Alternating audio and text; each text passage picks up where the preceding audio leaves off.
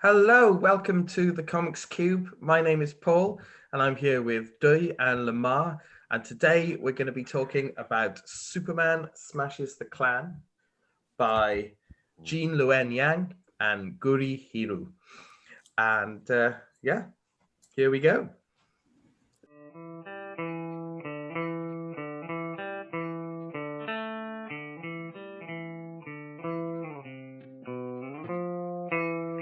What do you think of the book, Paul? I thought I loved it. It's one of my all-time favorite Superman stories I've ever read. And usually when, you know, I just read a book, like it only came out last year at the beginning of this year. And usually it takes me a bit of time to settle into sort of legendary status in my brain. But as soon as I read this, I thought this is showing me something I've not seen before with Superman.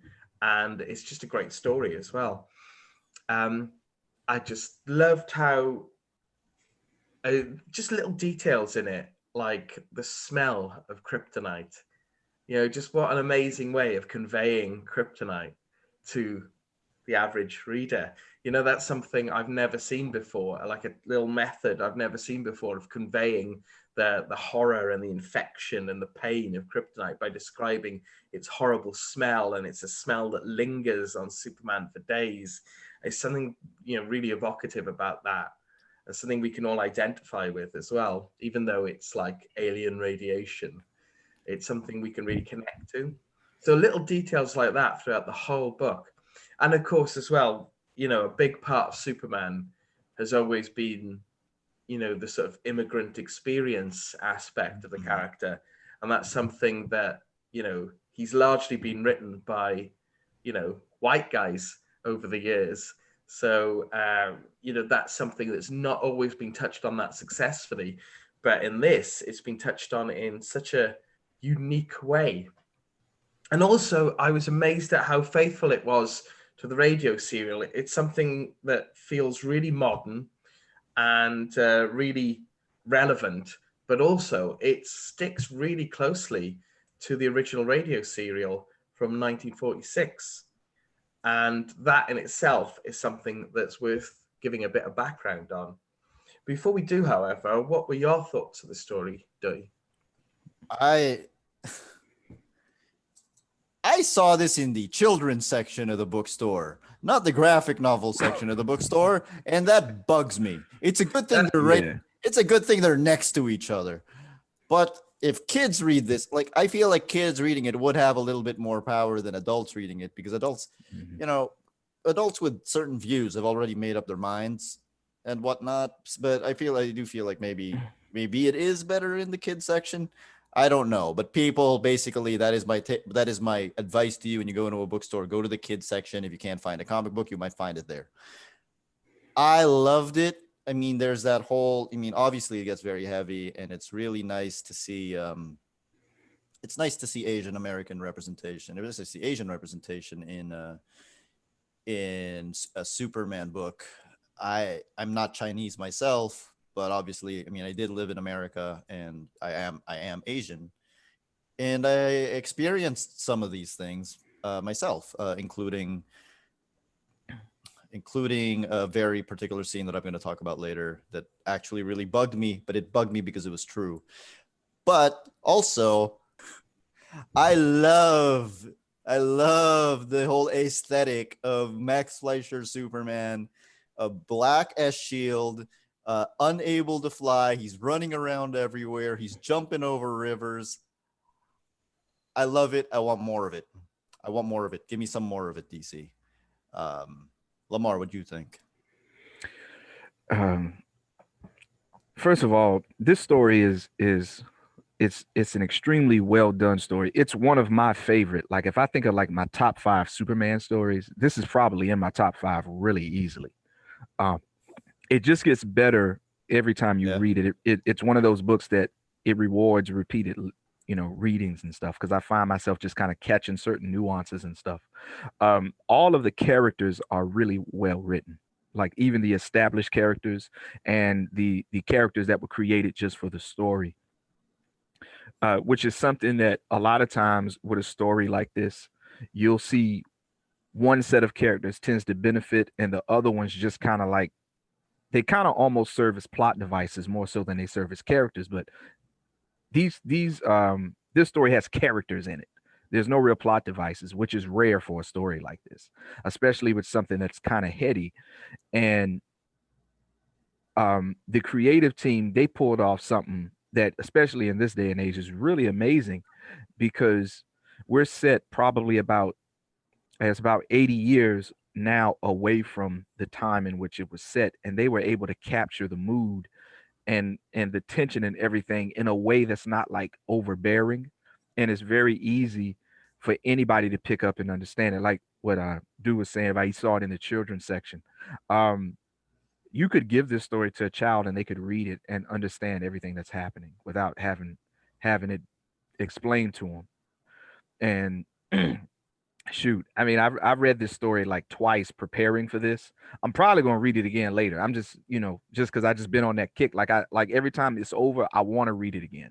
And for me, Yeah. that's kind of something for me as somebody who's read comics all my life. Uh, that's something generally that I look for. If I read a comic once and I just don't really want to read it again, even if I thought it was good, the chances of me picking it up are probably, it's not going to be that high. But with There's this so one, many comics to read. yeah. Yeah, there's so much you can pick from now, And so and this is a really good time to be a comics fan, because there's comics for everything, or what your interests are, there's comics for it now. So and yeah, this story really it hits it out the park for me in every kind of way, that I can think of. Wanna? Um, Yeah. yeah, so the radio serial it was based on, it came out in 1946. A lot of what we know of as Superman lore came from this radio serial. I believe Jimmy Olsen was first appeared or was first named in the radio serial. Jimmy Yeah. Olsen, Perry White, Kryptonite. Yeah, so this was a big long-running chapter of that radio serial in 1946. Can I just digress a little bit? I just want to tell a readers a story. The only reason Kryptonite was invented was because the voice actor Kirk Allen, was that him? It was Bud Collyer. Oh Bud yeah, Wasn't it? Collyer. yeah, yeah. It was Bud Yeah. Collyer. Bud Collyer decided in some certain episodes that he was going to go on vacation or he had other things to do. So they had to have whole episodes where all Superman did was writhe in pain, so that anyone could voice him, and that's the reason Kryptonite was invented. Thank you. That's great. I didn't know that. That's brilliant. I love it. Yeah. I love it. It's a great story. Yeah. Necessity is the mother of invention, everyone. Right. Yeah. Superman need annual leave too. You know what I mean? Bud Collyer is entitled to vacation days, okay? So this radio serial was huge, and this was a big part of it. This big chunk of it was Superman versus the Clan of the Fiery Cross, and it's all on YouTube. Pardon me, if anyone wants to listen to it, it's all on YouTube, and I think it's worth a listen. I listened to it last year, and I really, really enjoyed it. I knew this book was coming out, so I listened to the radio serial in advance, and the thing that struck me about it, it's it's an illustration of how not very far we've come since 1946 as a culture. God, I hate it. I hate that this story is relevant today. But I was thinking it's relevant in a good way and a bad way. There's a good side and a bad side to that, and the bad side is obviously that everybody's still super racist, and that's bad. And that the Klan is kind of still a thing. We're still talking about the Ku Klux Klan in the 21st century. It's awful. It's absurd. But at the same time, I think there's this sort of patronizing view of the past that it's very easy to fall into. You kind of like get into the thinking that like, oh, everyone in the 40s, everyone was racist. It was a cultural thing. There's that way of justifying old racism by saying that's what it was like back then. That was the culture. But Superman versus the Clan of the Fiery Cross is a really stark illustration that there were people saying, no, this isn't how it is. You know, the racism isn't acceptable, and people were saying that in 1946, and there have always been people saying that, and hopefully there always will be as well. So I think there's quite a positive way of looking at it in that sense. There's a bit of background though on the and you guys may disagree with that, you know, so I'd be interested to hear your thoughts on that. Firstly, there's a bit of background on that radio serial that's really interesting. So, Dave, perhaps you could fill us in a bit about how the Klan related to that radio serial. Yeah, there was Jean Luen Yang discovered about this particular radio episode through this book, Freakonomics, which I also have. So anybody who wants to make a joke about how the Asians with glasses are reading books about economics, go ahead. I'm throwing you a softball. Go ahead. There was a guy named Stetson Kennedy who basically found out about some of the KKK's codes and secret information, and he really wanted to kind of get that out there, get their information out there and everything. So what he did was he fed the information to to a reporter named Drew Pearson, whose Washington merry-go-round program was heard by millions of adults every day, and to the producers of the Adventures of Superman show, which reached millions of children each day. So he told them about things like code names. Like apparently, if a person came into a state looking for the Klan, he'd be like, I'm looking for a Mr. Ayak, A-Y-A-K, which stands for, are you a Klansman? And then somebody will say like, yes, and I also know Mr. Akai, A-K-A-I, which stands for a Klansman am I. And he passed along overheated passages from the Klan's Bible, which was for some reason called the Kloran. Why a white Christian supremacist group would give its Bible the name of the most holy book of Islam, I don't know. But basically, he did that so that it would just kind of spread all of the secrets out. And if it's to be believed, there's no census numbers or anything, but supposedly what happened after that was they were portrayed as so bungling that attendance at Klan meetings began to fall, applications for new memberships began to fall. I don't think there are any actual numbers out on that, but that's basically the whole story behind it. That's how many people were listening to Superman.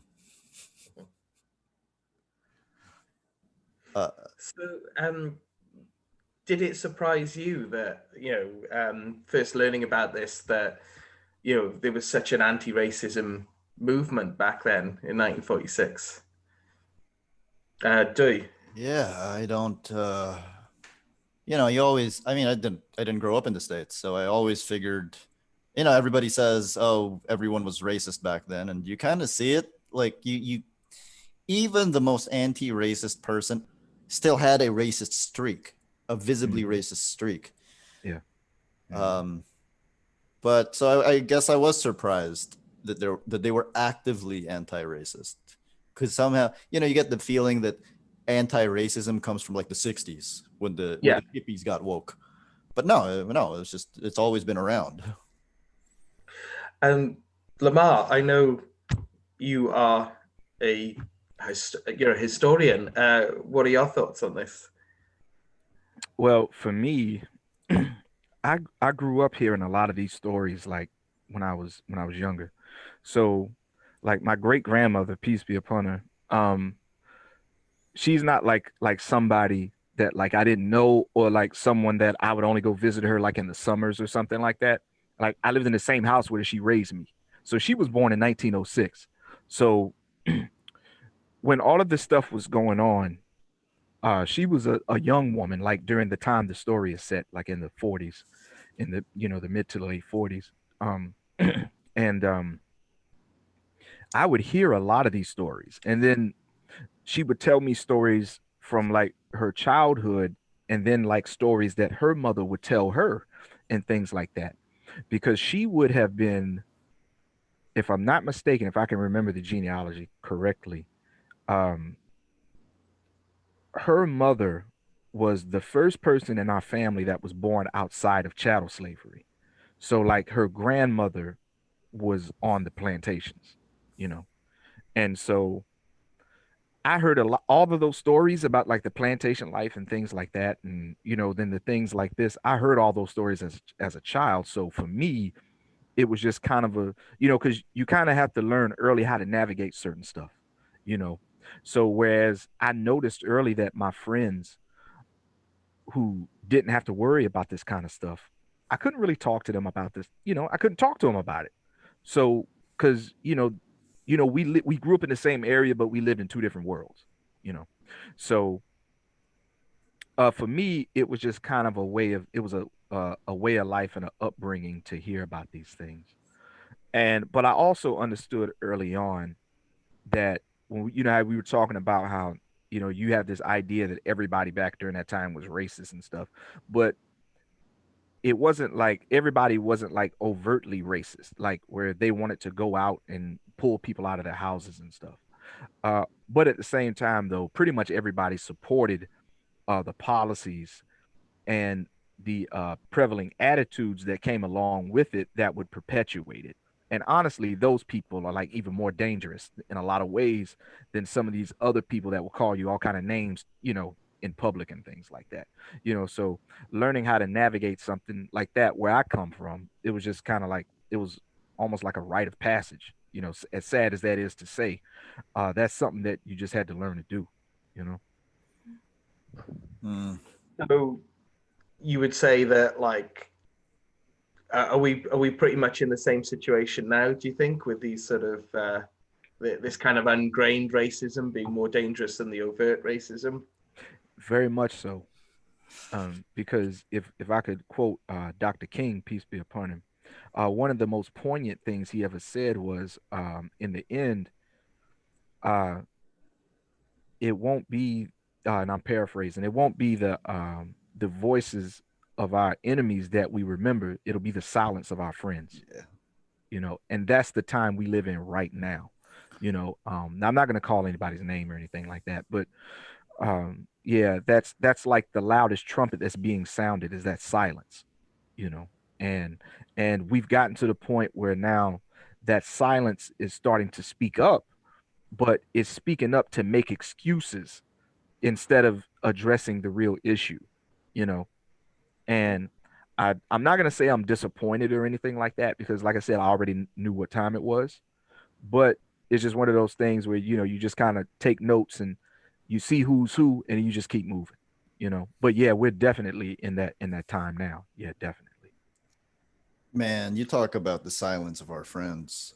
There's a scene here. I was talking about this earlier. There's a scene here that really bugged me, and it bugged me because it's true. When the Clan of the Fiery Cross sets fire to the Lee's house, Dr. Lee, Hmm. uh, Inspector Henderson and the two of his friends, all of them black, show up to try to put the fire out. And Dr. Lee basically says, "No, go away. You're making things worse." And that's absolutely true. The Asian model minority myth is an absolutely true thing. And it really bugs me. Like, it makes us like there's a whole sentiment among Asians and Asian Americans that make us believe that like by virtue of us getting to America the right way and working really hard, that we're better than black people. And we need to do better. We need to do better than that. That's and that's all I'm gonna say about that. And it really bugged me because that part was true. Yeah. I get the impression that there are quite a lot of things in this book that would ring true. And I think we definitely need to discuss them. Before we go into that any further, Lamar, I was wondering if you could give us a bit of background on the Klan, a bit of a history of the Klan in America. Oh boy. Oh boy, I am glad you asked. Now let's see how we go do this here. Um, I'm gonna see if I can. Let me see. I'm gonna share my screen here. Wait, let me give you. Okay. There we go. Okay. So we good? You're Okay. good. All right. Ooh, a So, slideshow. I like yes, it. sir. Yeah, yeah. We about to take it up, about to take it up a notch here. Lamar's So, about to take you guys to school. all right. The name of this one is A People's History of the Ku Klux Klan. You gonna get this work by yours truly, sponsored by the good folks at the Comics Cube. All right. Uh, Ku Klux, the First Days. This is a quote from the Tennessee Encyclopedia.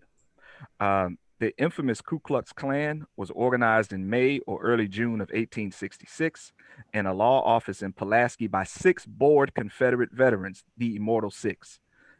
That's really important because the concept of boredom, as we think about it today, was a relatively new thing in 1866 because we didn't have this social consciousness of what it meant to be bored. So that doesn't come about in the word boredom doesn't really get coined as a term until about 1840, you know. Um, so a lot of this aggression and things that leads up to the KKK was based on these guys that didn't have anything to do because the war was over. And so one of the things they went around doing, which we'll get into now, they went around getting into a lot of trouble. So the Ku Klux Klan was, in its inception, a social club for young men seeking amusement and entertainment. It adopted similar oaths and rituals popular with college fraternities of the day, including oaths of secrecy, mystical initiations, outlandish titles for officers, costume ceremonies, and pranks. Now, one thing I want to point out is that you get these titles like the Grand Scorpion, like it is in this book, the Grand Wizard, the Grand Dragon.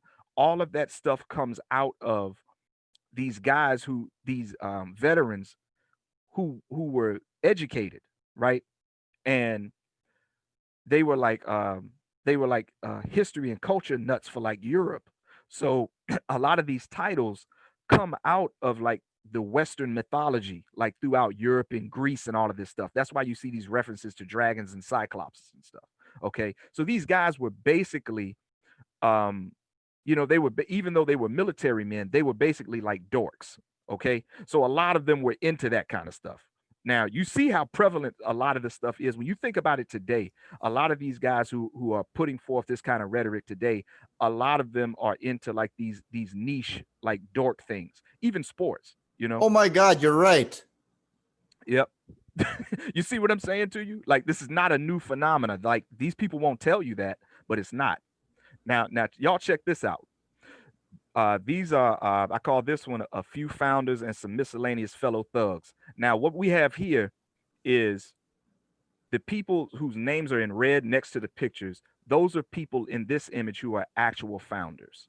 Okay, and you'll notice that like we have Captain John C. Lester, we have Major J.R. Crow. These people, these were not like these lowly infantry grunts. These were people who were high ranking officers in the Confederacy, right? And like I said, they were educated people. So this idea about people who are racist and things like that, that they're just not educated. That's one of the biggest lies, and it's one of the most dangerous lies that we have. So we really got to stop putting that out there. So these the guys that have their names in white, these are like sympathizers, and they were early people early on who associated themselves with the Klan closely. And also here in the middle, we have General Albert Pike. A lot of times people get it wrong, and they'll say that Albert Pike was a founding member of the Klan, and he wasn't.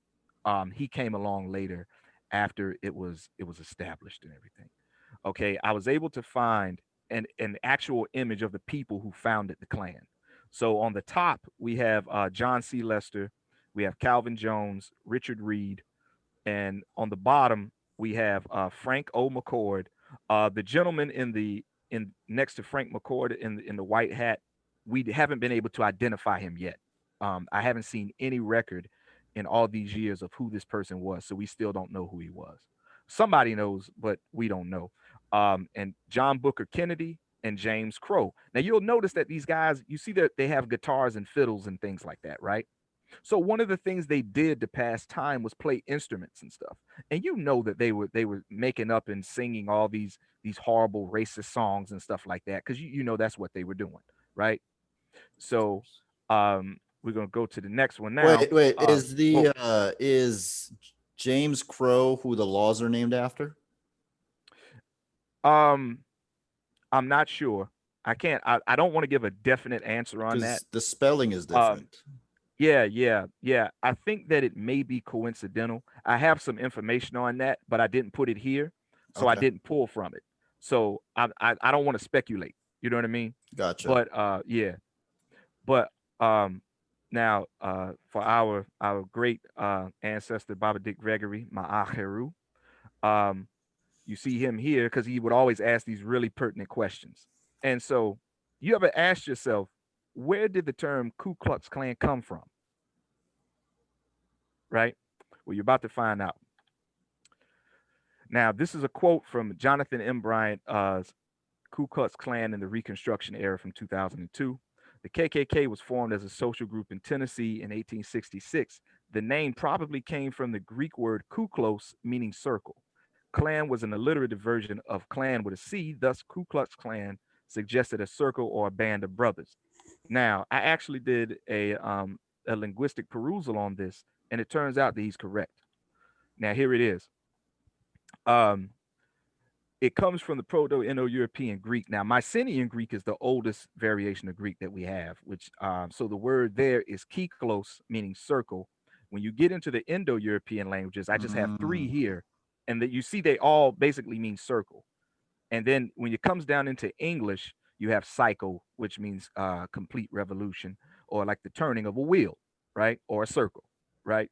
Now, by the time it gets into the Southern American or South Midland dialect of English, it becomes Ku Klux. Okay. Now, see, remember I told you these guys were educated, so they didn't bother with any of this stuff in the middle. They took it straight from the Greek. You remember he said that, right?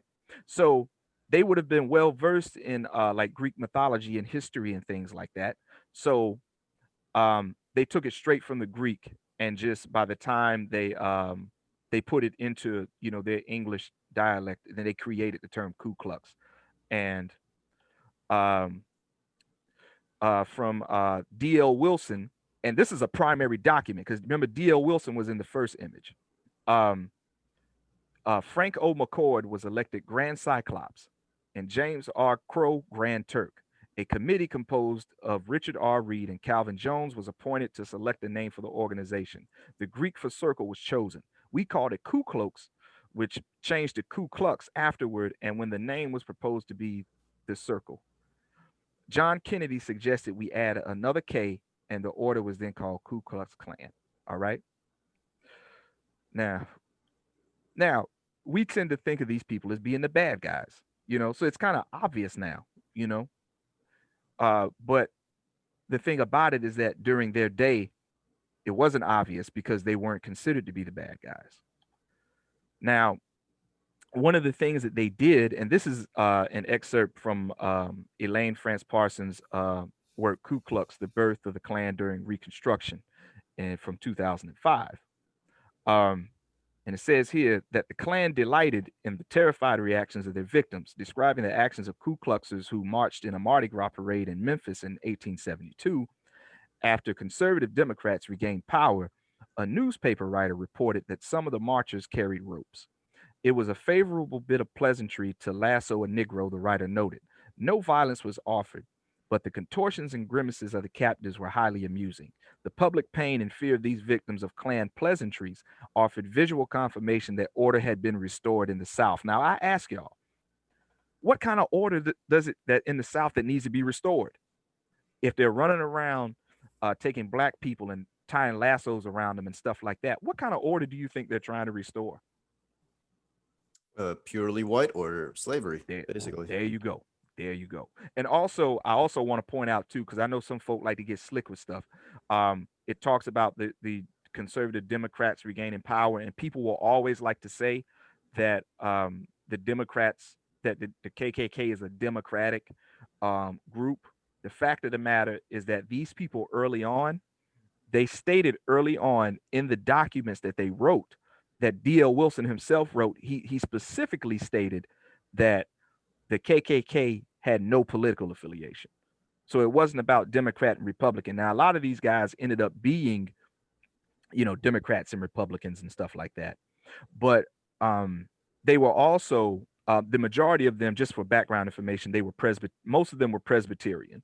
There was like one or two that wasn't, but most of them were Presbyterian, and all of them were of Scots Irish descent. Now, a lot of the stuff that we're talking about here with the getting into trouble and being aggressive with people and stuff like this, like in the beginning and all of that, see, the transition to the more violent stuff was easier because when you deal with like the Scots Irish history, you'll find that they had an honor system that comes out of what we would call like a pastoral tradition. Pastoral meaning people who move around a lot, and tend to animals and things like that. So you see that people who have those cultures all over the world and they have that honor thing, they do stuff like this. We see it all over the world. So when the Scots Irish actually came into America, they brought the honor code system and they brought the pastoral perspective and worldview with them. And out of that, you get things like this. Okay. One A lot thing of I want to say about this slide. hmm Why does this guy look like he stepped out of a Bill Sienkiewicz painting? I'm glad you said that. The reason why is because at the beginning, and we're going to get into this later, but in the beginning, they didn't wear white sheets. Okay. What they did was they would dress up like these medieval characters. You see what I'm saying? Because remember, I told you these Oh guys, my they God, were people, educated, but get a they were also life. dorks. Right. You see what I'm saying? So this guy right here, if you go and think about like Merlin from the King Arthur stuff, you see what I'm saying? This is basically what's being represented here. So they brought all of that mythology and stuff. They took all the dork stuff that they were into and they put it into the costumes. Okay, because you see these costumes even have faces and body hair on them and things like that. You see what I'm This saying? is like if cosplay was evil. See, Yeah. cosplayers today are awesome. Cosplayers today are all about like tolerance and acceptance and everything. This is like bizarro cosplay. Absolutely. That's exactly what it is. That's exactly what it is. Now, here we go. Wait a minute, let me go back. Um, the advent of Klan costumes, right? And this image is from an engraving that was taken at the site of um, the Klan.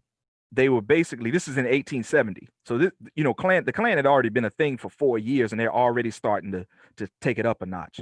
So basically, what they would do is they had these names that they would designate for people in the South who weren't down with the Klan's plight. So they would call them things like carpetbaggers and scallywags and stuff. So if you hear people use those terms, that's what they're talking about. So basically, any white person, whether you came from the North and moved to the South, or if you were just a Southern person um, that wasn't down with the Klan, they had designations for you today. It's kind of like today, like you have this term snowflake that people like to use, right? It's the same thing. These designations have always existed when it comes to stuff like this because they always have to separate. You have to separate yourself from everybody else. And then you have to separate yourself from people who are amongst you so that you know who you're dealing with. Kind of like what you're talking about the codes and stuff. It's the same thing. Now, the codes you can't say in public because you don't want people to know. But the kind of like scallywag and stuff like that, you want people to know that stuff. Mm-hmm. Now, So, sorry to interrupt. Scallywag was something they used to call white people then, was it, who didn't yeah, support them? Wow. yep, yep. Okay. Um, This goes to Now, Paul's point that there's always been an anti-racist movement. We just never really hear about it. you don't hear about it, right? Yeah. Yeah, because a lot of times they're the silent majority and stuff, you know. And this particular quote that I got here comes from Major J.R. Crow, who is, if you remember, he's one of the founding members, where he's talking about how they were able to operate in the beginning and how they cultivated this thing about them being more than human. So it says here, The mysterious light seen floating around the ruins presented a weird and uncanny appearance and filled the superstitious with dread of the place. Now, they're talking about the places where they held their meetings. So we were never disturbed, and it only required a quaint garb and a few mysterious sounds to convince the uninitiated that we were spirits from the other world. We were quick to catch on to this idea, and we governed ourselves accordingly. During our parades or appearances in public, the darkies either hid out or remained close in their houses. The origin of the order had no political significance. Remember what I just said, right? About the Yep. whole Democrats thing. So y'all gonna have to kill that. If you listening to this and you talking that stuff about how, yeah, that's done. It was at first purely social and for our amusement. It proved a great blessing to the entire South and did what the state and federal officials could not do. It brought order out of the chaos and peace and happiness to our beloved South. And that's coming straight from Major J.R. Crow. So you don't like it, you take it up with him, find out where he's buried at. But he's one of the dudes that started this. So, now Purely social and for our amusement. Wow, yeah, that's morbid. basically. Yeah, you see what I'm saying to you? This the kind of stuff they were on.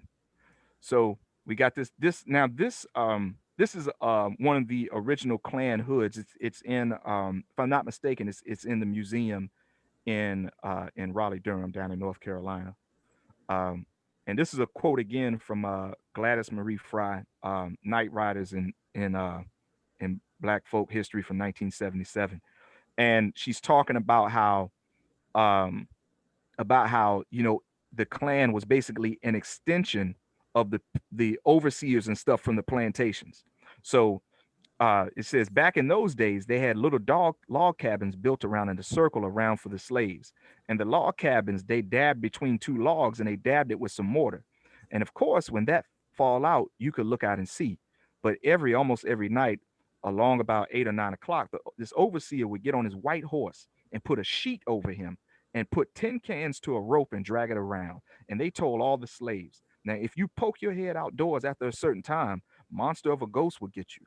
They peek through and see that and never go out. They didn't have to have any guards. So they were using a lot of this stuff the Klan was doing. They got it from the plantation culture. So they knew what they were doing. They knew that they would put on this stuff and they figured we're going to scare these black folks and make them go in their brains, put them back on the plantation, right? So this was very elaborate and well thought out. This wasn't just a bunch of drunk hillbillies or whatever that were just doing nasty things. Okay. I think it's important to lay that out.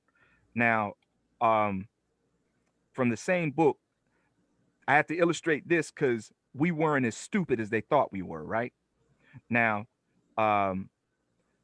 and these are primary accounts from people who actually lived through this. So it says there's definitely a consensus among blacks that whites dressed as ghosts. An ex-slave told a Federal Writers Project worker, "Ha ha, they just talked about ghosts till I could hardly sleep at night. But the biggest thing in ghosts is guised up trying to scare you. Ain't no such thing as ghosts." Another former slave reported, "There's ghosts there, we see them. There's white people with a sheet on them to scare the slaves off in the plantation." Julia Henry said it was peoples made to pretend like they was ghosts, but they wasn't regular ghosts sure enough. The use of ghost stories and disguises by masters and overseers helped restrain the nocturnal ramblings of their slaves between visits of the country patrol or the county patrols. Now I'm going to read that last sentence again, and I'm going to use a more modern terminology so you understand what we were dealing with. The use of ghost stories and disguises by masters and overseers helped restrain the nocturnal ramblings of their slaves between visits of the county police. Okay, so everybody who wants to make this claim that the modern day police does not come out of slave patrols and trying to keep black people in line and stuff before, during, and after slavery, you can kill it because it's over. Just based on this woman's research, that's done. All right. Now we come into the Reconstruction Act of 1867, and basically what happened is this was like after the war and all of this stuff. And what we have here, this is the South Carolina legislature of South Carolina, and you'll notice here, there's 63 people. 50 of them are black and 13 are white. But over here, I basically took what was here under the image and I kind of made it bigger. And it says these are photographs of 63 members of the reconstructed South Carolina legislature, 50 of whom are Negroes or mulattoes and 13 white. Now check this out. 22 read and write, 8 grammatically, and the remainder, 41, make their mark with the aid of a amanuensis. Now that's what when you basically can't write, so you hire people to like write things for you. That's basically what that is. 19 are taxpayers to an aggregate amount of $146.10. The rest, 44, pay no taxes, and the body levies on the white people of the state for $4,000. So basically, what's happening here is this is supposed to be Reconstruction, but the whole point, but what they're doing is they're making it seem like the majority of the black people can't read and can't write, and that they're also, because of them, they don't pay taxes, but yet we have to pay taxes to them to keep them in the legislature and stuff. So basically, you have this whole thing here about white people paying bills for people who don't pay taxes. Now that sounds familiar, don't it? Okay, all of this has been going on for so long, man. That's why the stuff keeps working. It's just like anything else. If you know it works, you're gonna keep doing it, right? So they were already putting this stuff out there to where, okay, you got these black folks that are no longer slaves and stuff like that, and now they're getting in office and stuff, and they can't read and write. So in other words, they have no business being in office, right? They're not fit to be there. What they would say today is the only reason why you got that job is because of affirmative action. It's yet another trope that you constantly hear from these people, but it's been working so long, they keep doing it. Now, I put all this other stuff up because, when you guys see the video, you can just pause it and you can just go through this and you can look at this stuff. So it's a lot of this I'm not really going to read. Now, we got something called the Enforcement Acts of 1870, 1871. Now, the man that did this, we're going to go to the next slide, and then I'm going to come back to this one briefly. This man right here, Ulysses S. Grant. Now, we all know who he is, right? So he was the one who was doing this stuff, and he basically came up with this Enforcement Act. This is why he's referred to as Kaiser Ulysses, right? They referred to him as that down south, right? And so, this is just, it's a primary document that came out of a newspaper. I'm not going to really get into that, but I just kind of wanted to give you something to show you that these people, when they were doing their stuff, it wasn't like, how can I put it? They were almost disappointed in General Grant for doing this because he was their hero. So these people, they were severely disappointed in him for going through a legislature like that. Now, before I get to this part, one thing that I want to do is hey, before you do get to that part, I want to read out loud something to you.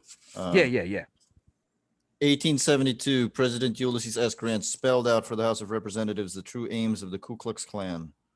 Quote, by force and terror to prevent all political action not in accord with the views of the members, to deprive colored citizens of the right to bear arms and of the right of a free ballot, to suppress the schools in which colored children were taught, and to reduce the colored people to a condition closely allied to that of slavery, unquote.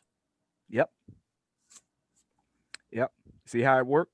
It's a game, and they've been playing it since day one, and if it keeps working, like I said, there's no reason for you to take it out the playbook, because if you make it look like you're doing something, then you don't really have to do it, and then you're going to have people who come back and say, well, we did this and we did this for you and you should be happy. And so, and we're going to get into a little bit of that because I only have a few more slides left.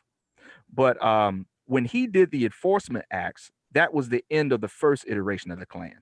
So the Confederacy only lasted a few years. The first iteration of the Ku Klux Klan only lasted 5 years or so, right? And so what ends up happening is that in the second formation, it actually was founded because of this movie. All right. It was founded in Stone Mountain, Georgia, by a guy named William Simmons. Okay. And remember how I told you that in the beginning, it wasn't white sheets and stuff. They were trying to dress up like wizards and ghouls and things like that. So the masks were really ornate and things like that. It's because of this movie that the white sheet stuff popped off. Okay. And I'm going to show y'all how prevalent this movie was in American culture, because we always have this idea about the KKK being like these, they were just a group of people who were like on the fringe, and they didn't necessarily represent all of white society that way, or the bulk of white society. The fact of the matter is that that has never been the case. Okay, and we're going to prove that. But I want to show you something. This is a promo piece from the original movie, and you see here that because the movie opens, I don't know if you guys have seen it, but it opens with the assassination of Abraham Lincoln. So that's basically what you're looking at here. Now I want you to look at the bottom here. You have the battlefield, and they're firing the cannons, and the Confederate flag is raised. But look over here to the right. Let's look at this young lady for a moment. Now you have this naked white woman with this black flowing hair. She has one of her breasts out, and she's draped in the American flag with bracelets on, snapping a chain. Now, I want y'all to think about that for a moment. Now, you got to remember, we comic nerds, right? So where have you seen that motif before? That's a Superman thing, isn't it? Breaking the chains and stuff. Yeah, but let's go to a feminine aspect of that. Wonder Woman. Wonder Woman. Okay, that's what I wanted you to pick up on. I allege, because William Moulton Marston was an avowed racist, right? So when this movie came along, he would have been like a younger man. I allege, and I'm kind of doing research on it now, but I allege that at least in a subconscious way, this image influenced the way Wonder Woman looks. I'm not saying that he put her on the page, but what I'm saying is I think subconsciously, it influenced the way Wonder Woman looks. And if you read those early Wonder Woman comics, there's all kind of racist stuff in it. It's just as racist as the Fu Manchu stuff. We don't think about it because she's kind of like a female empowerment icon and stuff, so we don't look at it like that, right? But those comics were terrible if you go back and look at them now. I just wanted to show y'all that because I didn't know if y'all had ever seen that before. It is interesting. Like certain things for empowerment don't necessarily align with certain other movements for empowerment. Yep. Because if you watch this movie, the whole movie is framed around liberating the white woman from the threat of these violent, animalistic black men. So I encourage everybody to watch that movie. It's on YouTube. You can watch it for free. It's a silent film. So I encourage everybody to watch that movie so you can kind of understand. But it's because of this movie that Klan membership, like, it got restarted and it just blew up overnight.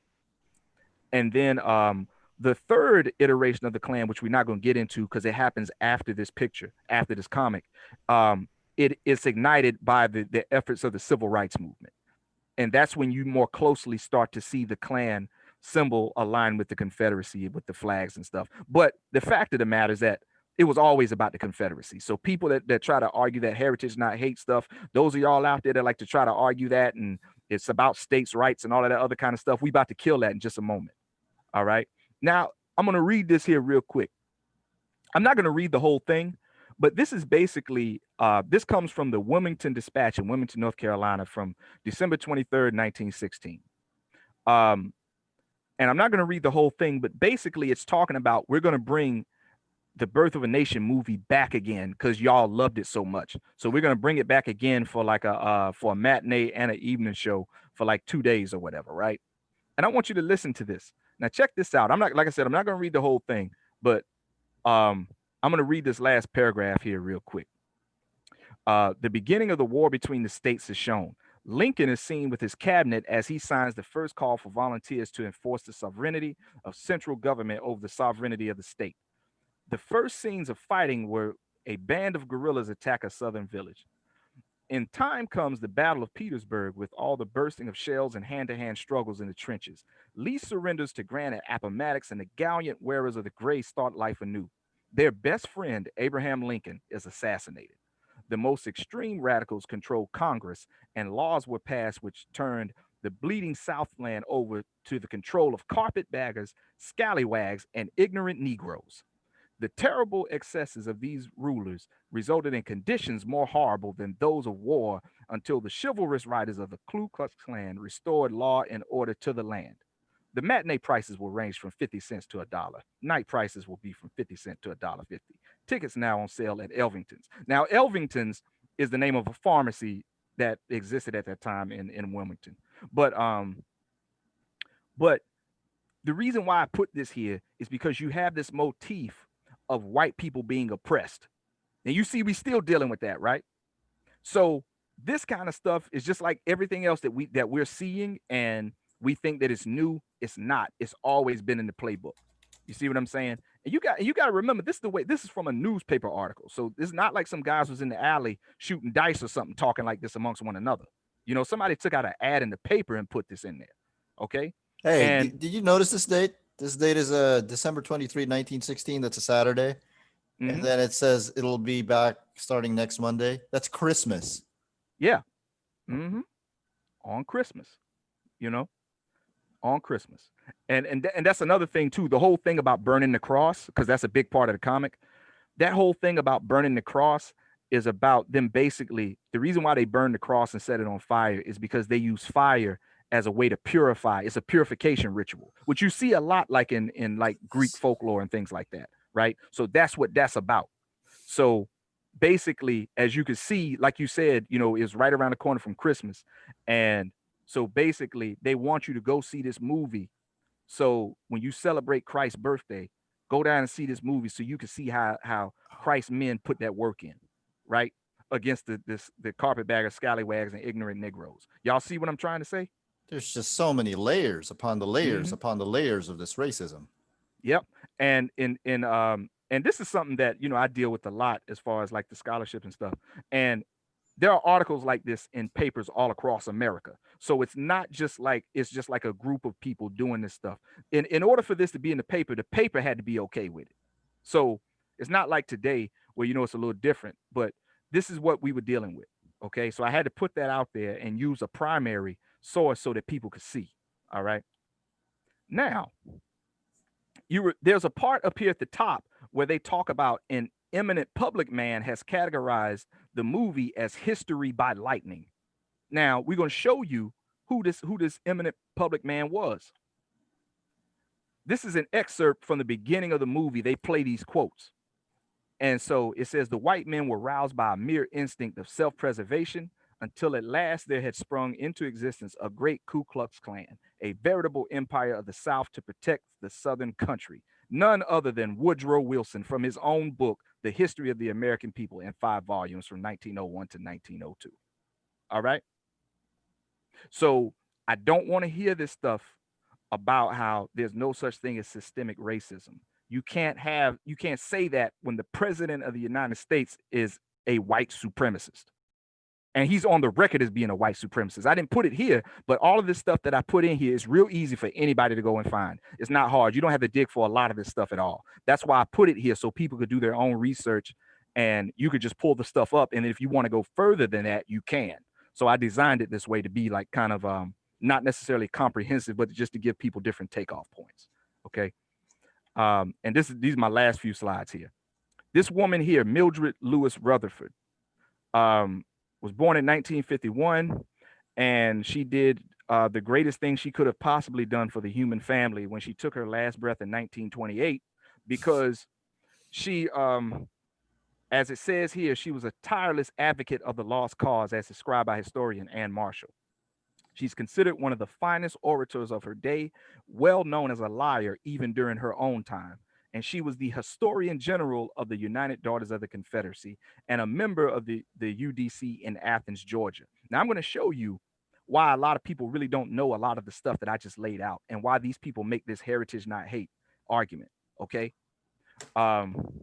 This is an excerpt. I'm not going to read it, but it's just an excerpt from. This comes from the index from her work, a measuring rod to test textbooks and reference books in schools, colleges, and libraries from 1920, page 4. This is a pamphlet she put out. Basically, this basically was like, if we want to put certain things forward, and the way you got to do it, you have to use my book as a guideline so that we tell certain stuff. And, you know, because they basically were rewriting the Confederate history. That's what was happening. So all of these arguments about how, now you see here's one. The war between the states was not fought to hold the slaves. And you see that right there, right? That's an argument that people make, and they want to make it about states' rights and all that kind of stuff. But the question should be states' rights to do what? Hold slaves. Yeah, and if you want to make it about economics, what was the number one economic enterprise in the South at the time? Slaves. Thank you. See, you see how, but see, people play those games because they don't know this, right? So, and a lot of these people mean well, but it's just, hey, listen, and it's a lot of folks I know like that. That's probably how they feel in their hearts, and they mean well when they talk like that. But the fact of the matter is that it's just not true. And you get mad at me, that's just on you. I've had Hamilton pretty much on loop for like the last few months. Mhm. And there is that one line where Thomas Jefferson says, "In Virginia we have no debt," and then Yeah. Hamilton tells him, "You have no debt because you don't pay for labor." Yeah, exactly. Yep. Yep. Now, and see, and I'm gonna tell you, I'm gonna tell you, Paulie, y'all might have to get some security after I put this one up. All right. Now we're gonna read from this came from another thing that she wrote called it was an address delivered by Miss Mildred Lewis Rutherford, historian general, 1916. This is page 6 of the transcript. Okay, and this is the only part I'm gonna deal with right here, with the red where the red lines are. And she basically compares chattel slavery to like servitude and things like in Europe. And this is how you concoct a lie. Now, she says very different was the relation that existed between slaveholder and his slaves under the institution of slavery as it was in the Old South. By the way, the Negroes in the South were never called slaves. That term came in with the abolition crusade. They were our servants, part of our very home, and always alluded to as servants of a given plantation or a town or home. Now, and then going here, it says the servants had no surnames of their own before the war. They had none when they came to us from Africa, but they were known by the names of their owners or owners' estates. All right. So in other words, when we came here from Africa, we didn't have names because that's how uncivilized we are. We didn't, we could barely talk. Right. Now, this is the kind of stuff, this is how you catch them. Okay. Let's take a look at something. Now, this is from 1916. Let's go to the letter of succession from Georgia from 1861. This is her home state now. Okay. And she is a Confederate. Let's go here. The Constitution delegated no power to Congress to exclude either party from its free enjoyment. Therefore, our right was good under the Constitution. Our rights were further fortified by the practice of the government from the beginning. Slavery was forbidden in the country northwest of the Ohio River by what is called the Ordinance of 1787. That ordinance was adopted under the old Confederation and by the assent of Virginia, who owned and ceded the country. And therefore, this case must stand on its own special circumstances.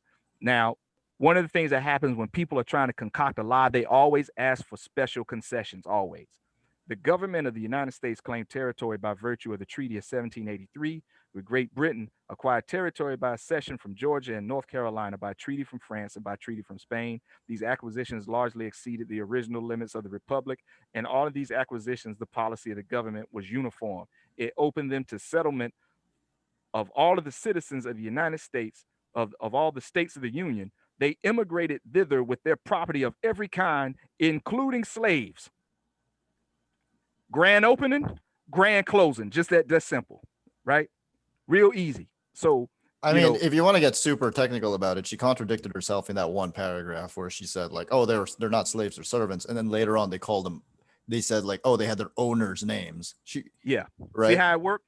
See how it worked? Is and this is not somebody like just on the street, knitting on a street corner or something. This is a person who's supposed to be the historian general, right? So she was considered one of the preeminent historians of her day. Now, I shouldn't be able to catch you slipping. Me being an ignorant Negro, I shouldn't be able to catch you slipping like this, right? So, I mean, you can't even read and write, right, Lamar? No. And this is really gonna blow their brains. This last slide. This is the way I'm ending this is done with. And what I used for this, I didn't use propaganda, unlike the people that are opposed to me and that I'm opposed to. I used what we call in Kemet the Tep Heseb in Hat Emhet Rek Netet Nebet. Or in other words, the correct method of analyzing nature to become familiar with all that exists from the Rhine mathematical papyrus. Okay. Or as we call it today, the scientific method. Yeah, black folks invented that too. So y'all can keep eating and swallowing, or you can take your last breath. It don't matter to me. I'm done. I want Lamar to have a slideshow every episode now. Yeah, absolutely. That was amazing. I was like, oh, I thought he was going to give us a brief history. I was like, oh my God. But yeah, basically that's it. There's been racism and they pretend that it's not. I mean, you can see it in this book. You can see it in this book. What's the name of that kid? The white blonde kid, Matt. Is it Matt? Yeah. Matt Riggs. Mm-hmm. Yeah, Matt Riggs. You can Mm-hmm. see it with he gets hit by the baseball. Tommy throws a baseball. Tommy Lee throws a baseball, hits Matt. Yeah. Mm-hmm. And then Tommy takes his place in the baseball team, and Matt tells his uncle, and his uncle's like, so you got hit by a baseball, and now he's replacing you on the team? Mm-hmm. He must have done that on purpose because these people are devious by nature. Yep. Like, these people really believe that. Yeah. Yeah, they believe it. What amazes me is the that sort of disingenuous tone of Rutherford. I recognize that tone. That's used by right-wing commentators today. That sort of, but have you considered? Oh, I think you'll find. I recognize that tone. I see that on Twitter. I see that in newspaper articles and on the telly today. Like, it's it kind of makes me feel a bit like I started this video with like, oh, well, they were anti-racists back in the day, but like, it's kind of like, well, yeah, but nothing's changed, negative, the negativeness, that none of that's changed. The same things are still happening. Like, I will say one thing that's changed during the war. So like, you had Japanese internment camps because the Japanese were allied with the Germans. The Japanese were allied with the Germans and they were fighting the Chinese. So the anti-Japanese propaganda in the US was terrible. I mean, you saw it a lot of time in those Golden Age comics, slap a Jap, swat a Jap. Yeah. And then the Chinese representation was getting better because they were allies. So Japan and China were fighting. This comic is made by a Chinese American writer and a Japanese art team. Yeah. So we are making some steps. Yeah. It's just not there yet. Yeah. Yeah. Unfortunately. So we started talking earlier on about things that rung true in Superman Smashes the Klan, and we touched on that a little bit. Lamar, Doug mentioned a part of the book that rung true for him. Lamar, was there anything in the book that particularly rang true for you? Actually, I want to ask Lamar, how likely is it to have a black police chief in 1946? Oh yeah, that too. Well, keeping in mind Metropolis is basically New York City. Yeah. I was getting ready to say that. Yeah. What probably would have happened is, especially in New York, there would be, if you want to call it, a chief of police over the black police officers, right? And so these black police officers, there were certain stipulations. They would let you be a cop, but number one, you couldn't carry a gun. Number two, you couldn't arrest white people. And number three, you had a baton, but the only people you were allowed to beat was black people. So, and in most cases, they didn't even come into the police department because their locker rooms and their places where they went to and from work and all of that stuff, and where they got their debriefings, most of the time it was done like in a public place, like a YMCA or something like that. They would go down into the basement, and that's where they worked from. And so they had all sorts of problems getting paid and all this other old kind of stuff. But being like the actual chief of police in New York City during the 1940s, like this is when Jack Johnson is no longer the champion anymore, and I think like Joe Louis is the heavyweight champion of the world. That's probably not happening. That's why one of the things that really hit me in this book, I was like, wait a minute, this is 1946. So, and it's obvious that this guy he doesn't kowtow to the system. You know, like Yeah. he's great all over this book. So I don't think he's the chief of police. He's the inspector. he's an inspector. Yeah. Yeah. Yeah. Now you would see that, but the inspector. You would see that, but like you were talking about the interaction with the Lee family. And so he's talking to his friends and stuff, and like his friends are like, wow, man, they basically they're treating us like these white people treat us and stuff. And so they treat us like we're not in the same boat as them. And so he's basically like, they don't realize it yet, but they are us, you know.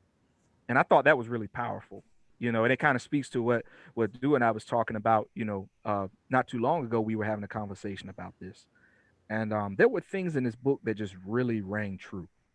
And I think that it's amazing that the creative team was able to kind of have all of these different voices and to kind of nail everything. Like I didn't really see much in the way of things being tone deaf and stuff, you know.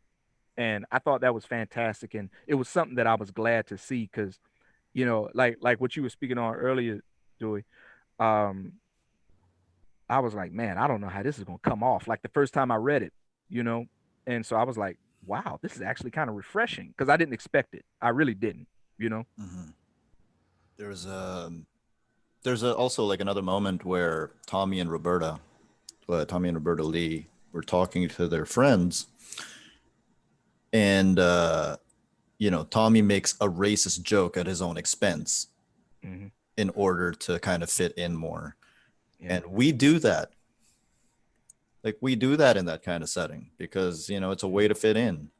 And in that sense, it's like, oh, like, these wontons don't fry too easily. Like, I mean, I have done it. I have done it myself. Like if I was caught oblivious of doing something in the States when I didn't know what was going on. Like, okay, in the US, in the US, a nickel is bigger than a dime. Mm-hmm. And that makes no sense.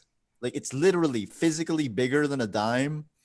So, people would like make fun of me for like not getting it. And I'd be like, and eventually it just became easier to be like, I don't know any better. Mm-hmm. Yeah. I'm not from here. So I mean, you do that. And it is disturbing. It is a disturbing thing. Did anything ring true for you, Paul?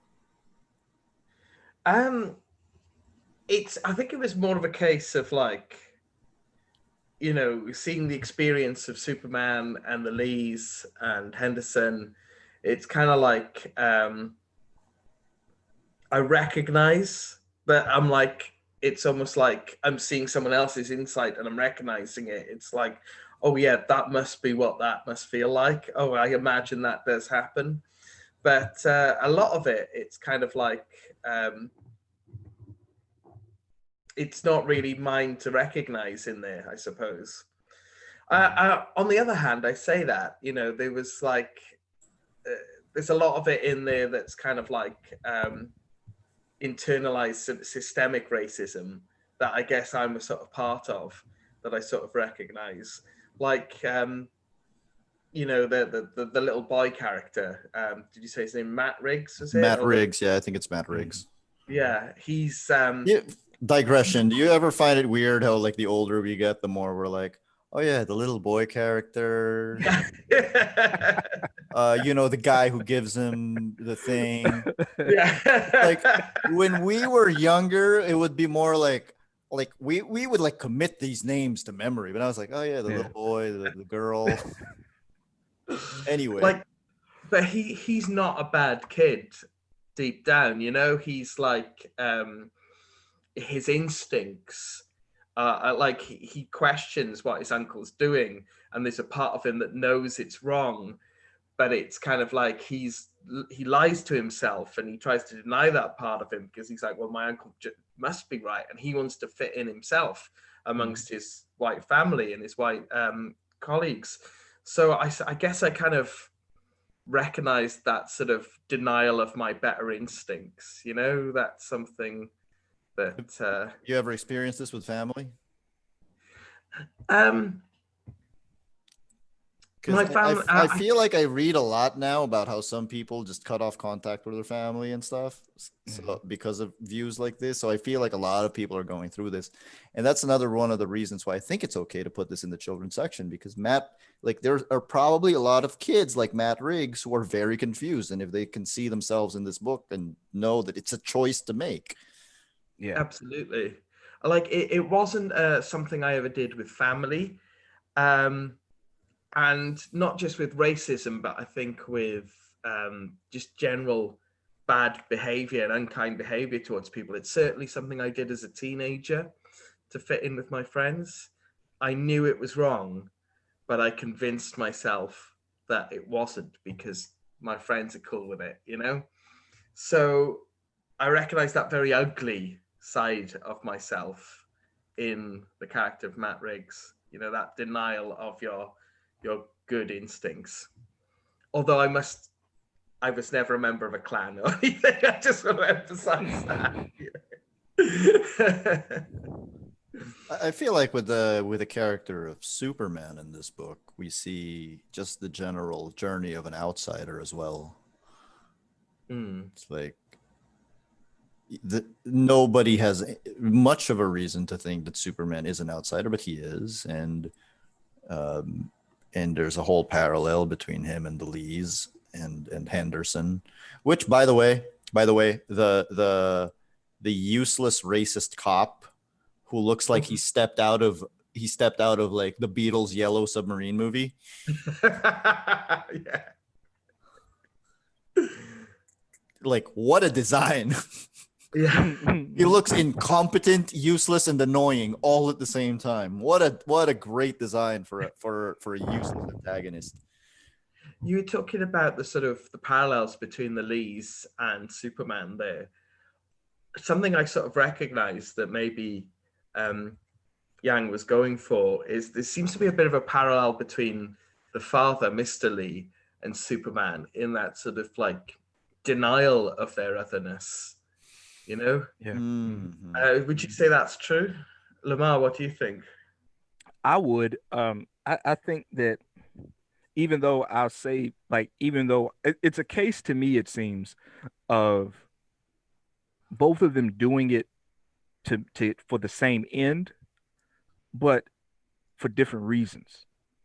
Like Superman wants to fit in, it seems like, because he can do his best work that way if he becomes if the people see him as like one of them, right, in some kind of way. And so, I mean, because he was basically raised as a human, you know. But with Dr. Lee, I think he wants to do it. I think there's a part of him that wants to do it because he feels like his family will be more safe. But then I also think there's a part of it that comes with his own insecurity, you know, as a man, you know. And it's interesting to see the two of them play off of one another like that when they're in scenes together. There's a toxic mentality among a lot of Asians that white people are better than us. Like, we actually do believe that. And we hold them to that higher standard, that aspirational standard that we would like to be them. I mean, people could make the same argument about me. Like, I'm here talking like I was raised in New Jersey or something. But we really do believe that there's a lot of people like a lot of, for example, Filipino women who are very blatantly looking for a white husband, or a lot of people who just want to move to the US because they believe it's a better way of life, and if they feel like the whiter they act, the more they'll be accepted, and the more, you know, they'll pave a way for themselves. It's a very stark contrast to Black people who had no choice but to be there. So, and to me, it's kind of a toxic. It is a toxic kind of mentality. I'm all for people who want to be, you know, who, like, if people have been in interracial relationships or anything, like I've been in interracial relationships, but the whole idea of they're better than us, so we should try to be like them, that to me is dangerous. Yeah. Yeah. Is that something you think Yang's addressing with like how Superman keeps seeing himself and his Kryptonian parents as like these green aliens with antennae and big red eyes. You know, do you think that's what he's going for with that sort of internalized? I don't know what you'd call it, internalized racism towards yourself, I suppose. Maybe, yeah. Like I'm really curious. Like, I want to hear your guys' thoughts on this. I'm really curious what like somebody who didn't know Superman would see that whole subplot as, because we know the Kryptonians look human. We do. But is it possible that if you didn't know that, you're reading this and you're like, oh, Superman's parents are green and have red eyes. Oh, now that he's accepted himself, of course they look white. Right? Yeah. Like, is it possible that it could come off that way? I think it does, because when I first read the book, I didn't know that at first, when I first saw his parents depicted as being, you know, having that more alien look that you would tend to see in science fiction during the 40s. I was wondering what was happening. I was thinking, okay, maybe it's some kind of subplot or something, and these are actual characters who are messing with Superman's brain in some kind of way, and they're kind of protect, because in those days, these are kind of stories that Superman would have. So I was thinking about it like that. But then the more that I read the book, I was like, maybe this is like a metaphor for him, kind of like othering his parents, because his parents, like, that's the one thing that separates him from humans is his powers. Like that, he can look like anybody, but His human beings heritage. can't do the stuff. Yeah, exactly. Human beings don't do the stuff he does. I mean, this guy, in a bit that I really love, is him actually running across power lines so that he doesn't like get in the middle of traffic. And I love that, right? No, you're not going to look up and see a guy running across power lines, right? That's not going to happen. So more than likely, um, his genetic heritage that's probably, they look like that, I think, because that's just kind of a way that he's kind of internalized things. And also, he doesn't really know at this time anyway, the way he's written here, he doesn't know a lot about Krypton. So Krypton would literally be like, and honestly, as an African person, I can relate, because there's lots of African people that were born here in America that know nothing about African history. So to them, they look at Africans as being other people. And I witnessed that when I went to give, like, I talk about African history in the schools. And when I told these black children that they come from Africa, they looked at me like I had, as they would say in a Christmas story, like lobsters crawling out of my ears, because nobody had never told them that. They were 8 years old, 7 years old, and had never even been told that by anybody. So, I get it. Like, I can understand it. That's at least the way that's how I took Interesting. it. Yeah. The book does a lot of uses a lot of humor and kind of makes the racists and the bad guys in the book look quite ridiculous in a lot of places. Which is what the radio show did. Which is what the show did, absolutely. There's that wonderful bit in the radio show and the comic as well, where the uncle, the racist uncle, goes to see his leader or whatever for that state. And the leader's like, what, you believe this stuff? It's a scam. What are you on about? And he's made to look foolish because he's actually bought into all this phony baloney stuff. And then there's other ways where, like, Atom Man is quite a ridiculous character as well at the beginning. I love him. I love him. Nazi. And there's that wonderful bit in the last book, I think, where a Klan member thinks he's died and gone to heaven. And then a Jewish person helpfully points out that he's on fire. It's like, oh no, there's Jewish people. There's Jews in heaven. I mean, we should point that out. Like, there's Asians, there's black people, there's Jews.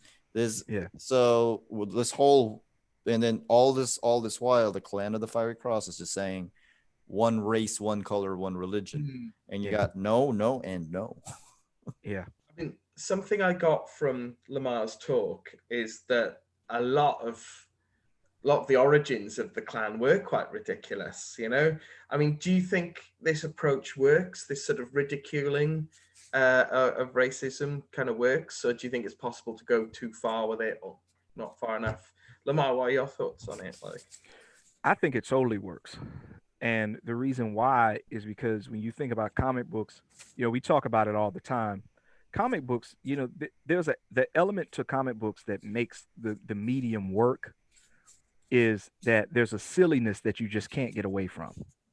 And what happens is when you try to get away from the silliness and the zaniness of comic books and the way that they're presented and the way the stories are told, the comics, they lose impact, and there's always something missing. It doesn't matter how great it is. It's just there's going to be something missing, like the heart of it will be missing. And ultimately what happens is there's only so far you can go. And so with a story like this that obviously embraces the silliness of comics, like what I was saying about Superman, like in Superman in this, which is a bit that I love, is him going into a phone booth and doing his thing coming out. I just love that. Even though it's not practical anymore because you don't see phone booths anymore. I don't care. I love it.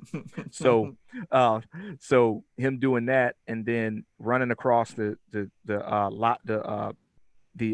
electrical wires and stuff like that.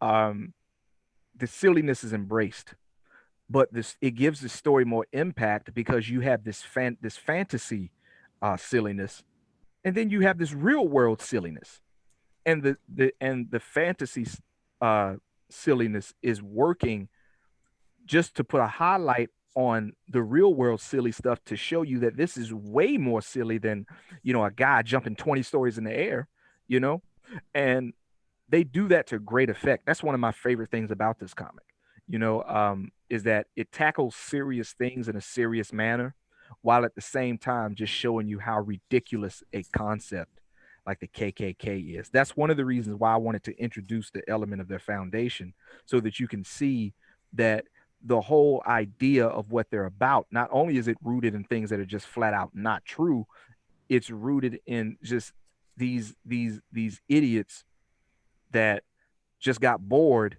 and they were like, we're just going to take the geek stuff to the extreme and we're going to create a world. We're going to like create. Sounds familiar. Yep. You see how it works?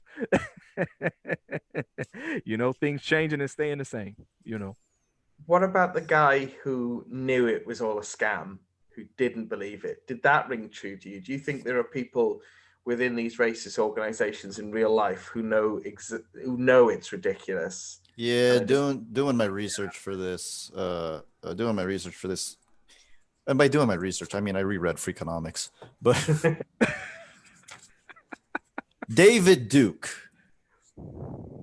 Lamar, you know who David Duke is, right? Of course. Yeah, of course. Yeah, David Duke, one of the Klan leaders, and tried to be a senator several times.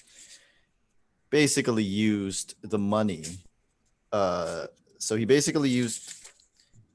All right, so let me read this out loud. Duke never won the high political office he often sought and proved himself as a master of information abuse.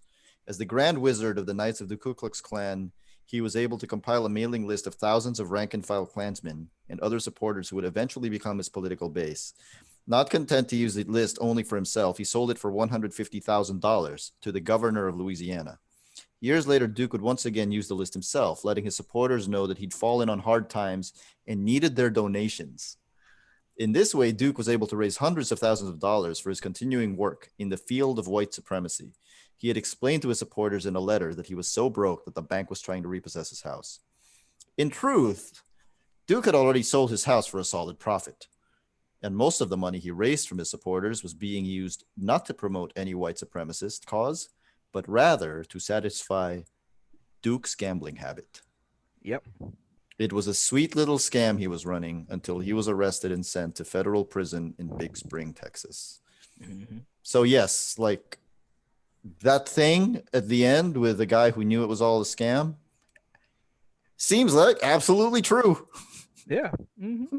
I suppose, the biggest example of that kind of person would be Trump, because, Trump, even though he's always been a racist, the way he presented himself throughout the decades, there have been moments where he's presented himself as liberal. He gave money to Democrats in the past.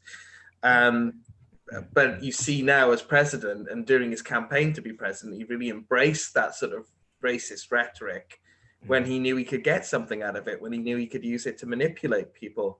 And this isn't me saying Trump's not a racist, but it is me saying, like, you know, Trump is saying this stuff for more than just because he believes it. Okay, to say Trump is a racist, yes, he is. But to say just that does imply that he cares about his fellow racists. And he does not. Yeah. No, you're right there. It's not a cause for him. It's a grift. Exactly. He cares about getting more powerful, using that as a platform. Yes, he is racist. Yes, he hates people who aren't white. Yes, he hates white people who sympathize with people who aren't white. But really, at the end of the day, he doesn't care about racists. He cares about getting their money and their support. Yeah. That's all it is. So at the end of Superman Smashes the Klan, around the time Superman embraces his alien heritage, you find that he gains a new power. He finds that he can actually fly and that he's able to use his heat vision, I believe, as well. Super breath. Super breath, yeah. And there's this idea that, like, sort of embracing your otherness or whatever, or your heritage, makes you more powerful. Is this something you did that ring true for the both of you? Like, Lamar, did that ring true for you? Before you answer that, before Lamar answers that, I will say Roberta Roberta is the main character in this book. Yeah. And I think that's awesome. And the fact that she's the one who tells Superman to kind of let go and accept himself, I think that's awesome. I also really, as a completely fanboy nerd thing, I just love how it explains how Superman went from jumping an eighth of a mile to flying. I feel like we've completely treated those things as two different versions this whole time. And like, I love how it just bridges it. I love this book. So Anyway. I mean, Lamar, how does that tally up with your experience? Like, have you found yourself becoming more powerful as you've embraced your heritage, and if so, how? Well, what I would say to that is one of our great figures, Dr. John Henrik Clarke, he said that people's history is like a clock that tells them their time of day, and it's also like a compass that tells them where they've come from and also where they should go. So the way that you empower yourself, especially when it's funny because we're talking about like aliens and stuff, right? And another one of our elders, Dr. Amos Wilson, he said that the way you combat an alien culture is to embrace and live your own, right? So for me, being an African person and being of African descent, like I don't have an option not to study my history. Like it's just not an option. So I have to. So for me, I like it's something I can't do without. It's like air, you know. And so I wish that more of us took that same position, but it's to our detriment not to do that, because when we look at the Western world, uh, even like when you go into a bank, those like banks and courthouses and all of this stuff, they're set up like the buildings in the Greco-Roman world, right? For example. So what a lot of us do, and you see those motifs all over the place. And you can expect to see those motifs in the Western world because we're talking about Western civilization, if you want to call it that. So that I don't have a problem with that. There's nothing wrong with that. But you know, we should also be embracing the stuff that comes from African civilization. Most of us don't even know that African civilization is a thing. So um, you know, if I open a business, I would want my business to look like structures in Africa, or like the Mirku, which is the real word for a pyramid, for example, or the Tekken, which is the real word for an obelisk. Of course I would work those motifs into the stuff I do. I mean, look at how I ended the presentation, right? So those are things we should always do, and it's necessary. You have to embrace who you are because it doesn't make a difference whether you do or you don't. You're still going to be who you are, because if you spend your life trying to be like other people, you're still going to be who you are. Because, like there's no way to get around it. You know what I mean? Like, unless you like a shapeshifter or something. And even if you do that, even, like we think about like the Martian Manhunter, he can look like anybody he wants. He's still a Martian. There's no way to get around it, So He's an it's outsider no matter what. Yet no matter what, no matter what. So if you have an aspect of you that's alien, embrace it, because you'll drive yourself crazy if you don't, and then you end up internalizing a lot of stuff. Like, it's not, I mean, what's it going to do? Is it going to hurt you? If you feel like it's going to hurt you, it's because you've been playing for the other team too long, Yeah. Joy, what's been your experience with this, particularly when you were living in America? Is this something you experienced yourself? Man, there was definitely a time when I felt like I needed to not be, not wear my heritage on my sleeve, and that was a mistake. I am who I am. Like, I eat with a spoon and a fork. I like eating everything with rice. Leave me alone, people. And it's just also certain things about my culture. I feel like embracing that, and as well as, being a part of American society back then, like it helped me be more open-minded about stuff. There's certain things about Filipino culture that, like, if you're coming from a Western society, it just sounds really weird. Um, it just sounds really weird, but like, let's take gender roles. Okay, let's take sexual orientation and gender roles. Historically speaking, I know that the conversation has changed in the last 10 years, but historically speaking, in Western civilization, there are two genders, male and female, and then two sexual orientations, gay or straight. Obviously, that's completely changed in the last several years, and that kind of plays into what I'm about to say. Historically speaking, in Filipino culture, there's none of that. There's four genders. So you've got male, female, feminine, male, masculine, female. And a lot of that is about your gender role. Like, so right. You've got, so a lot of stuff about, being trans or something. Yeah. That's just something I've seen since I was a kid. And just stuff like that. I do feel like that kind of thing just made me more open-minded. And I do kind of feel embarrassed about every time I tried running away from it. Because, you do get made fun of a lot. Look, okay, I like eating fish. I like frying fish. I know it stinks up the place. Leave me alone. Man, who don't like fried fish? Like, I want me some Spots and Crokers right now. So, I mean, that's funny. I mean, listen, there's more for me. No problem. Leave me alone, my classmates from 2003. Yeah, that's crazy. That is crazy. Yeah. I mean, and, like, fried fish is great. Rice is great. Like, but you know what it is, though? We have this standard that, that comes out of Europe, like what you were talking about like the two genders and things like that. And people just kind of take it like this is the way it's supposed to be. But when it comes to stuff like that, that's not how it works.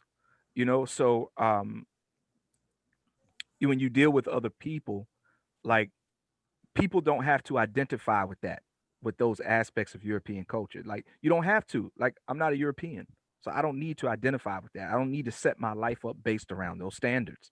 As an African, I have standards of my own, so those are the ones that I deal with. Like, do you have yours? Like what you were just talking about the gender roles and stuff like that. That's beautiful. Like, why is that such a problem for people? I mean, we know why, but I'm just being rhetorical. But yeah, like, and we have to get out of this idea that the Western standard is the standard and that there's no deviation from that, or that you even have to accept it, because there's nothing that says that you have to accept it just because it's prevalent. Like, that's crazy. You don't have to do that. What about you, Paul? Well, You've moved around quite a bit. yeah, it's interesting. Earlier on, you asked me, like, did any of this ring true with you? And I was like, oh, not really, apart from that kid being an arsehole. But listening to you both, it did occur to me that I have like maybe a tiny little sort of insight on it. And I want to say straight off the bat, I'm by no means comparing my experience or saying my experience is the equivalent to an experience of a person of color or a black person at all. But we want to hear it anyway. Yeah, well, thank you. But I'm Welsh, and I grew up in South Wales, and I was born in South Wales, and I went to a Welsh language school. So I had my whole education up until the age of 18 through the medium of Welsh. And in school, Welsh history, Welsh culture, Welsh literature, Welsh language, it was very much something that the teachers are putting on you, and they told you off and they caught you speaking English and stuff. So it wasn't very cool to speak Welsh in my school. And I remember seeing sort of like other Welsh language. I think it was just particular to my school, this attitude as well, because whenever we'd interact with other Welsh language schools, if we saw them speaking Welsh when the teachers weren't around, we'd be like, why are they speaking Welsh? The teachers aren't there to make them do it, So it was very much something, my culture was very much something I took for granted, something that I was a little bit sort of embarrassed by, perhaps. And again, this isn't comparing the experience of white Welsh people to the experience of black people, but Welsh people do tend to be the butt of a lot of jokes in Britain. There's a certain sort of stereotype of the thick Welsh person, and it's not racism. I'm going to say that right now. I'm not experiencing racism when I do that. You can't make it the equivalent of that. But it is something that when I was younger, I'd kind of oh yeah, Welsh people, we're daft, aren't we, kind of thing. And it was only then when I started living in England that I just realized just how glad I was that I could speak Welsh.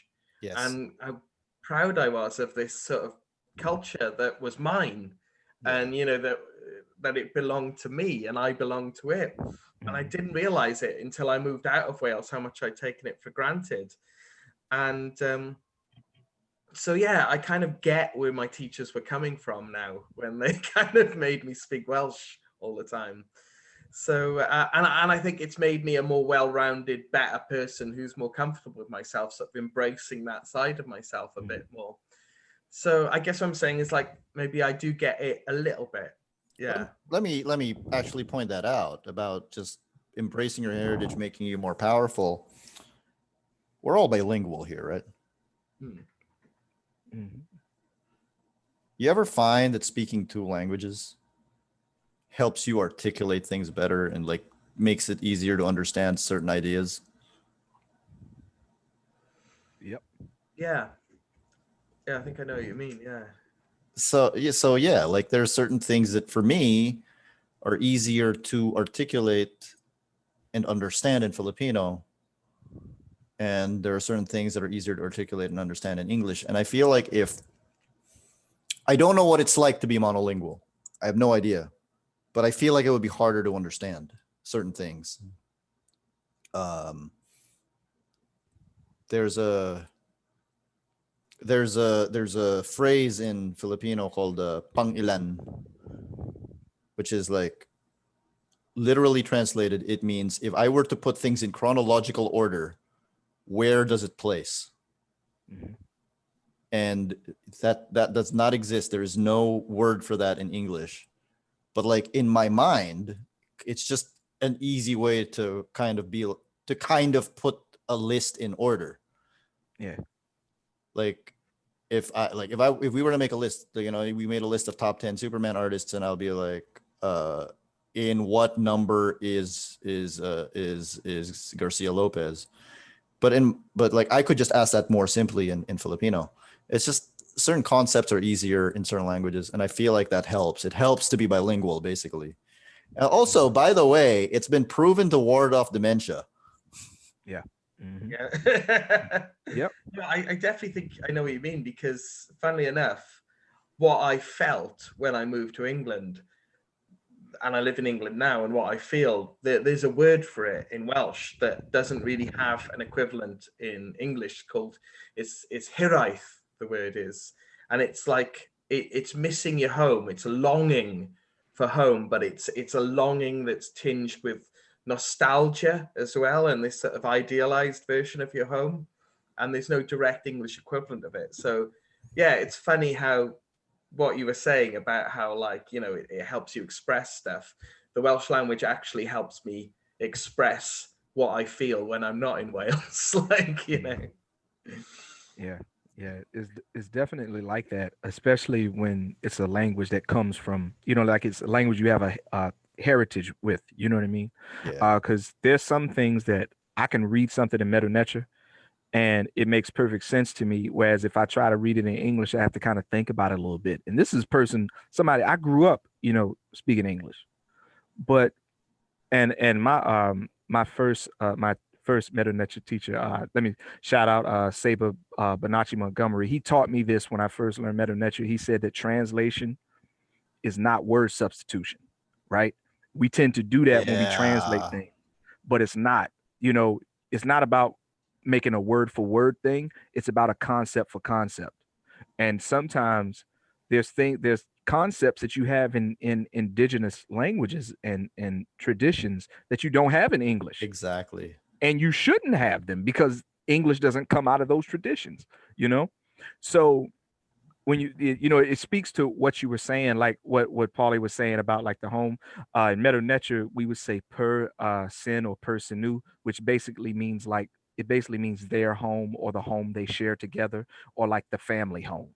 Yeah. So like whenever you see people like returning from, like, they went on some long expedition or trip or something, and when they say that basically they're going back to where their family is, it's like a term that indicates like longing, but also happiness and being content when you go back there, you know. So in the way that we say it, where I come from, we'll say like the home place or something like that, but it's kind of the same thing. But it just those concepts, they speak to me more than a concept would in English, because it seems like you have to go through all of these steps to kind of convey it, and even then you'll only approximate it, you know. I mentioned, like, we were talking about home there and belonging, and I was talking about hiraeth.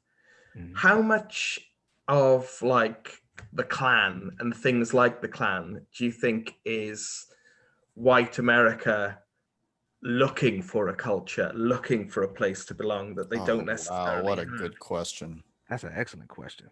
Oh, thank you. Yeah, yeah, that's a good one. I am fortunate in my life, in my circle of friends, that all my white friends, I mean, you got you, Paul, the regular Cube team has Joe and Ben. Like, you guys get it. Like, you guys get that when people are like, oh, white people are terrible. Like, we're not talking about you. Like, and you'll say it too.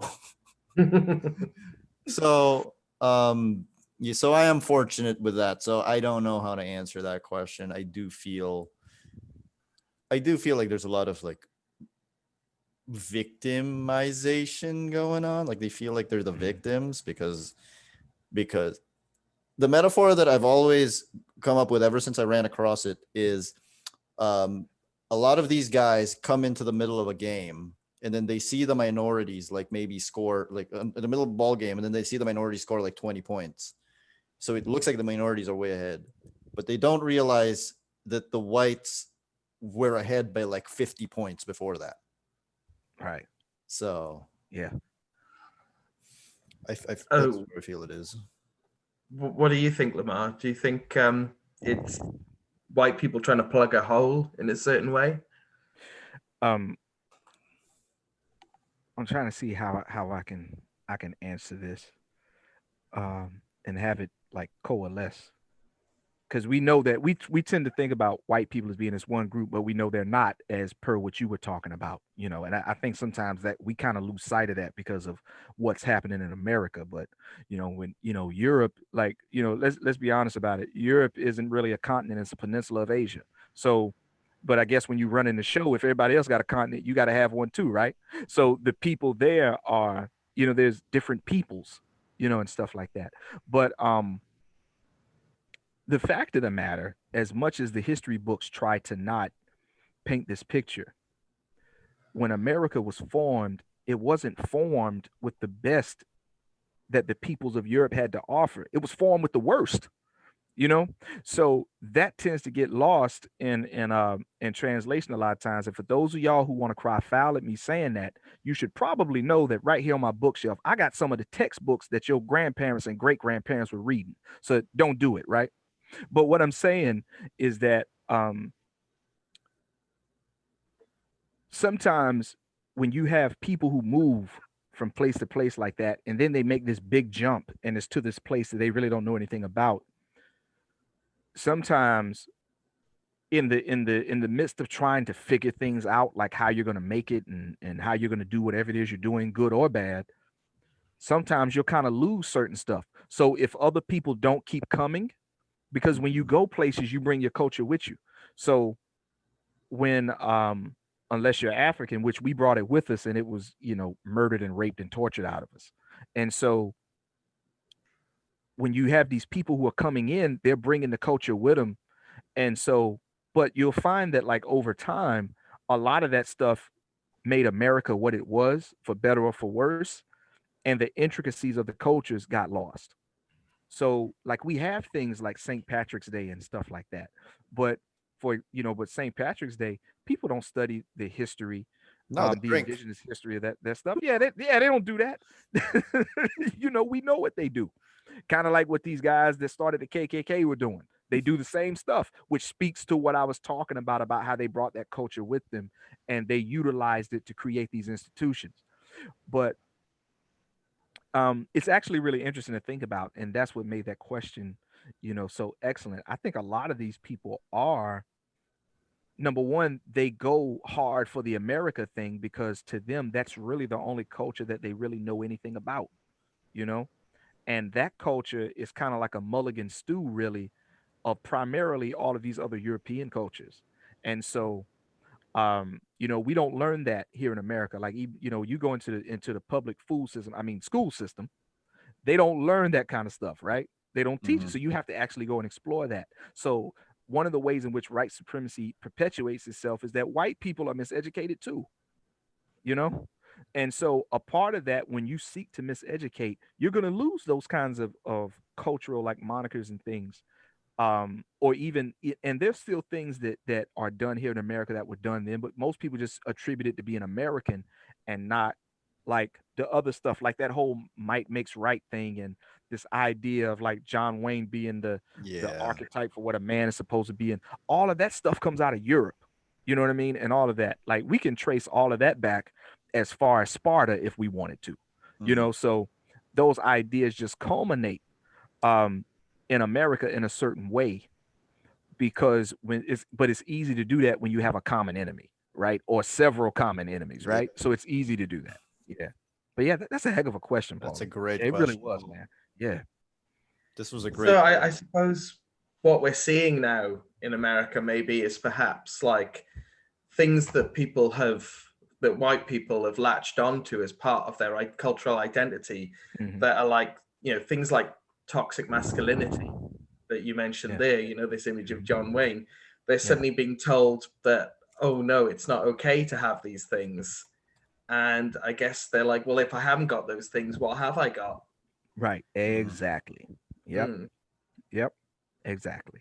I do feel with a book like this, you're giving touch points for the younger generation to Yeah. kind of to kind of get it. I think the character of Matt Riggs is really important to Yeah. kids who find themselves in that kind of position because nobody's born racist, Yeah. but like they end Yeah. up learning it. So just them, anyone who's conflicted about this because you got a racist uncle or a racist dad or whatever, you read this book.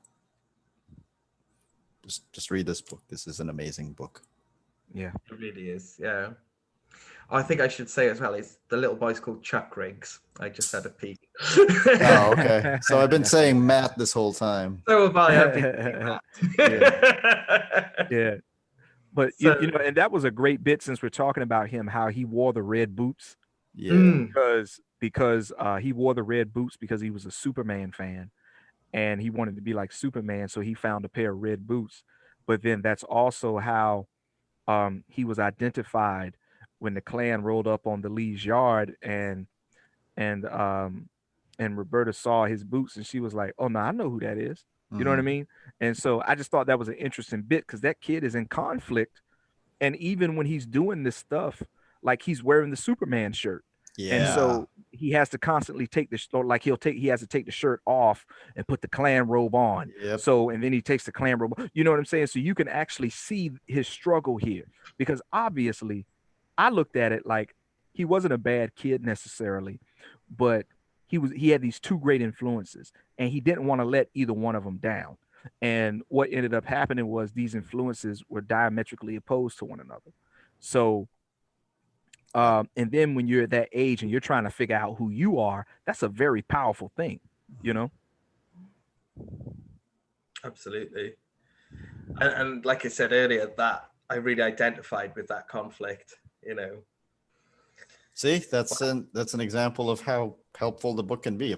If young Paul had seen this book, much you know, Absolutely. that'd make things easier. Mm-hmm. Definitely. Wow. So I think should we wrap up? Yeah, we should. So I think we should wrap. Yeah.